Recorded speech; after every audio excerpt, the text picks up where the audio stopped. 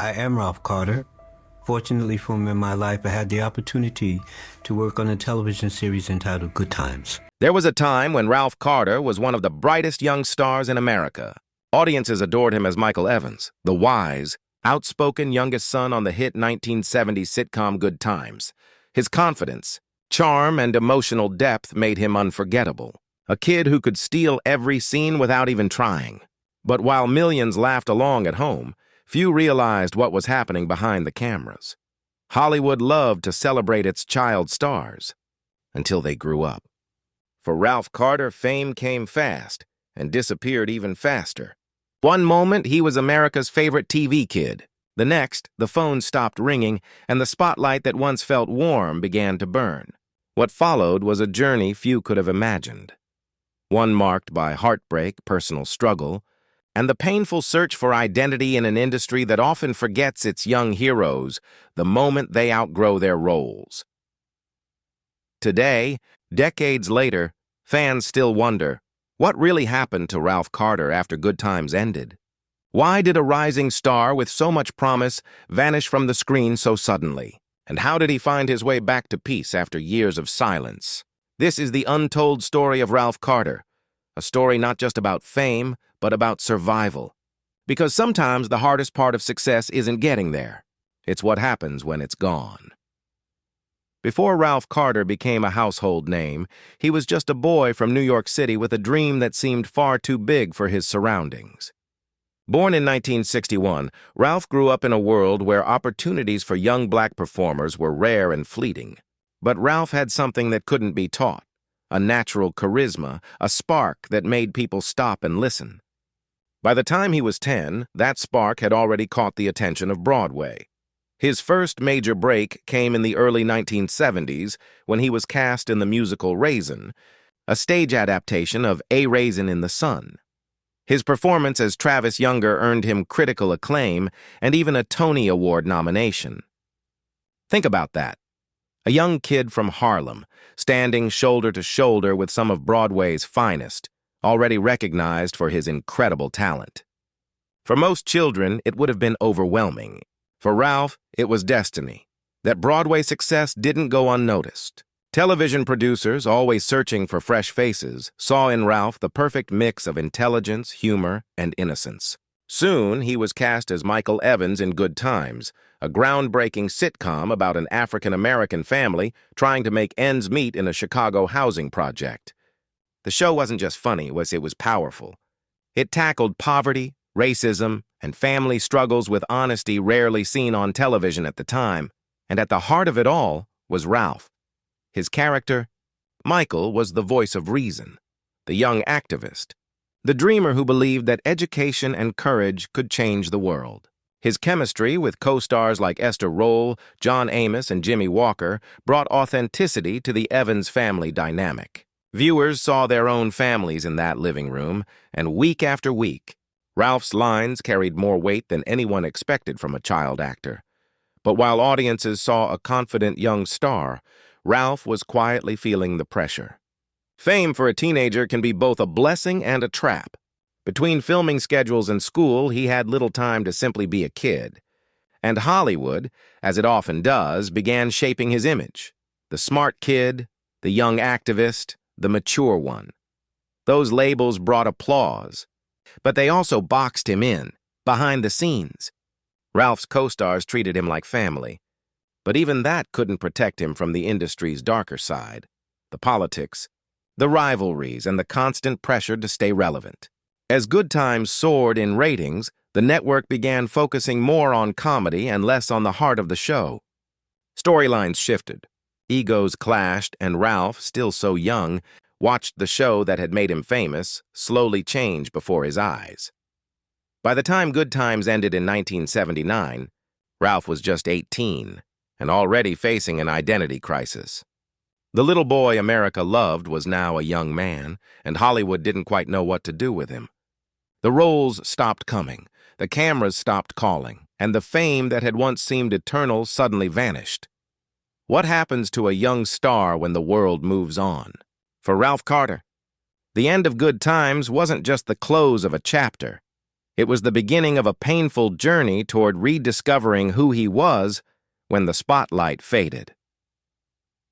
When Good Times ended in 1979, Ralph Carter was barely 18, but he had already lived through a lifetime of highs and heartbreaks. The boy who once stood in front of studio lights now found himself surrounded by silence. Hollywood had a way of forgetting its young stars the moment they stopped being profitable, and Ralph was no exception. In interviews years later, he would admit that the transition was jarring.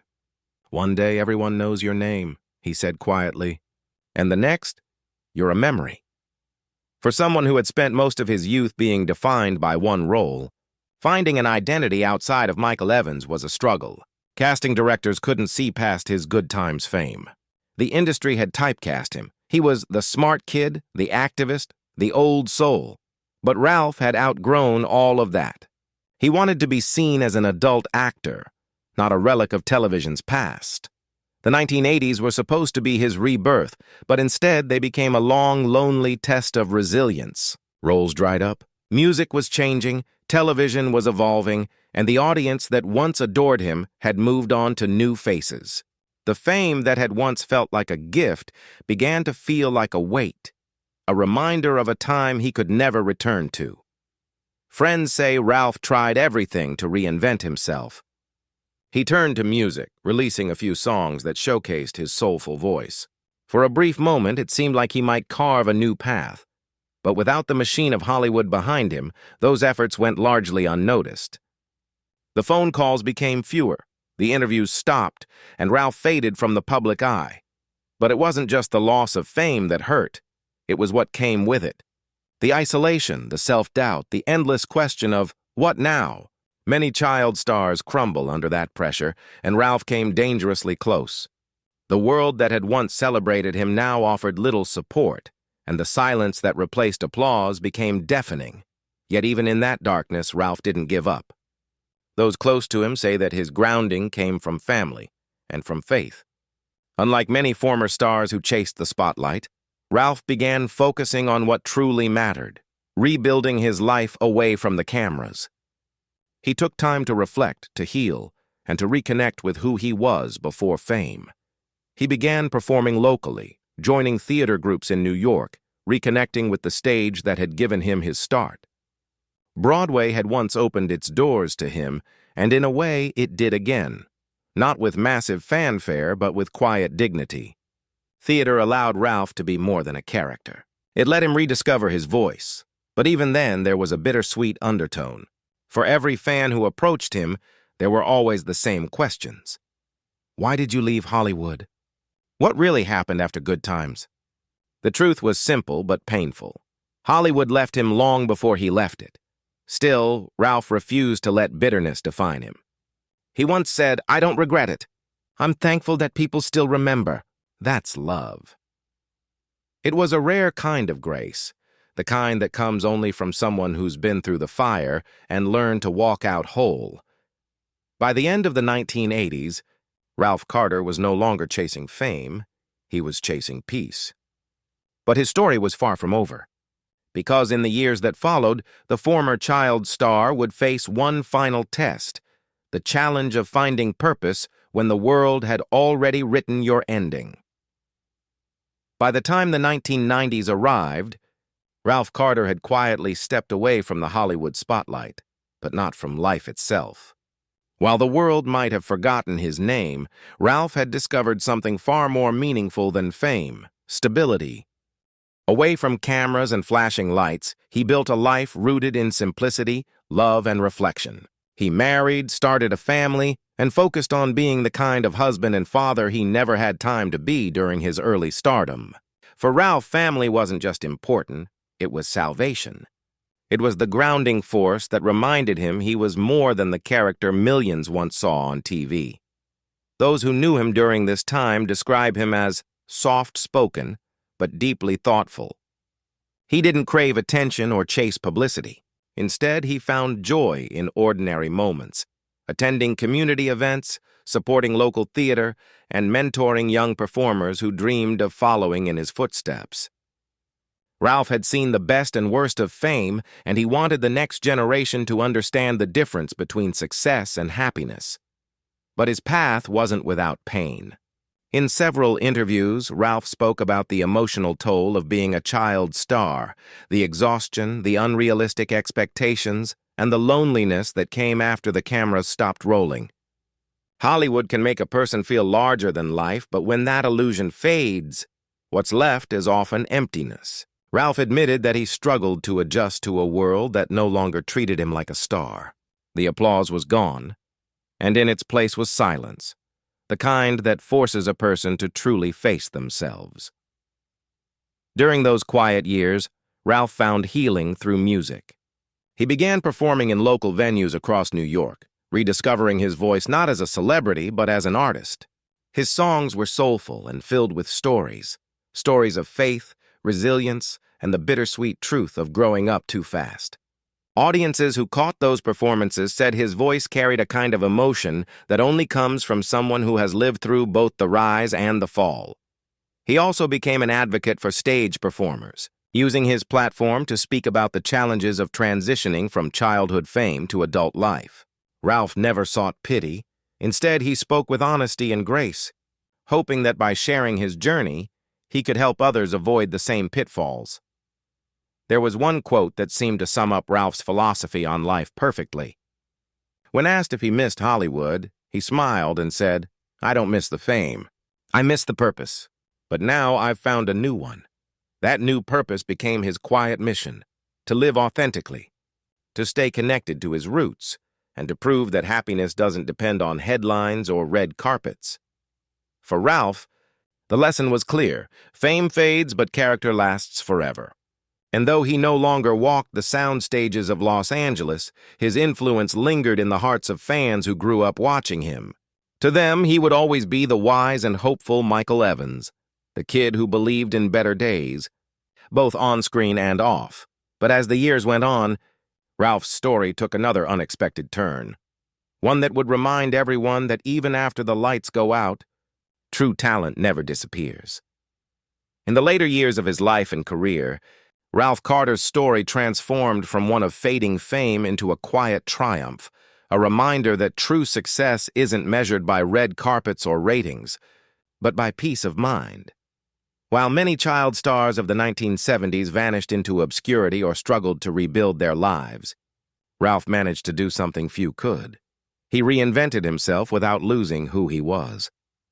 Away from the noise of Hollywood, he poured his energy into his community. He worked with local theater groups, mentored young artists, and became a beloved figure in New York's creative circles.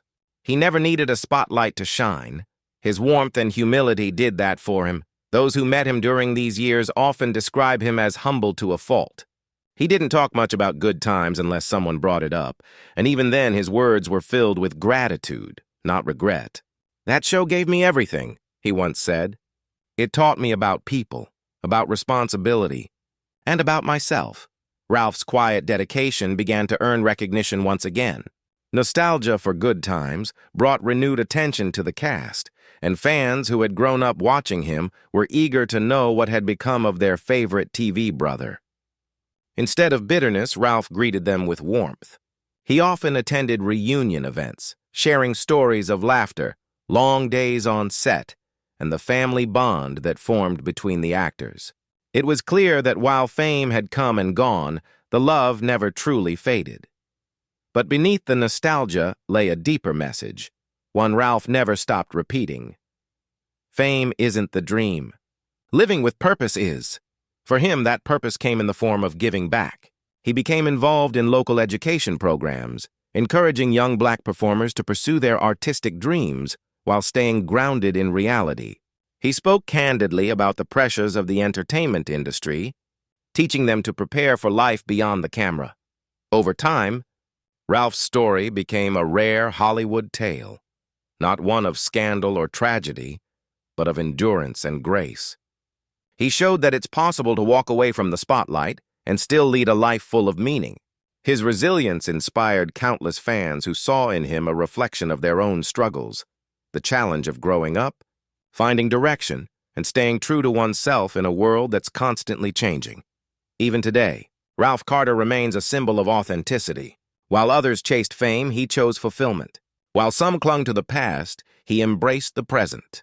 And through it all, his legacy continues, not just through reruns of Good Times, but through the lives he's touched with his kindness and humility. When asked what advice he would give to young actors, Ralph's answer was simple but profound. Be grateful for your moment, but don't let it define you. You're bigger than a role. You're a person. And that's what matters most. In the end, Ralph Carter's story isn't just about the cost of fame.